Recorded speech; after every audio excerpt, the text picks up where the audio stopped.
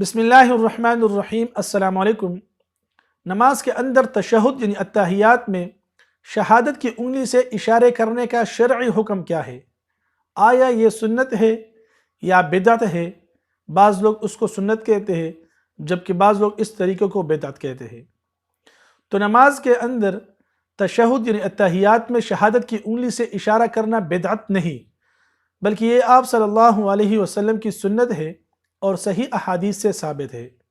اور اس کا مسنون طریقہ یہ ہے کہ جب انسان نماز کے اندر تشہد یعنی اتحیات میں کلمہ شہادت پر پہنچے تو اپنی چھوٹی انگلی اور ساتھ والی انگلی کو بند کر دے اور درمیانی انگلی اور انگوٹھے کو ملا کر ایک حلقہ بنا لے اور شہادت کی انگلی کو لا الہ پر اٹھا لے اور الا اللہ پر چھوڑ دے، اور اس حلقہ کی ہیئت کو نماز کے آخر تک باقی بھی رکھے۔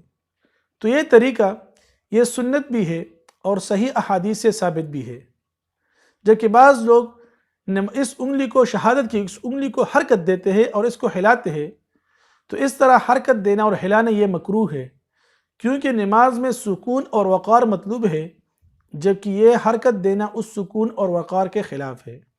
اللہ تعالیٰ اس مسئلے کو سمجھنے اور اس پر عمل کرنے کی توفیق عطا فرمائے۔ جزاکم اللہ خیر۔ مولاي صل وسلم دائما ابدا على حبيبك خير الخلق كلهم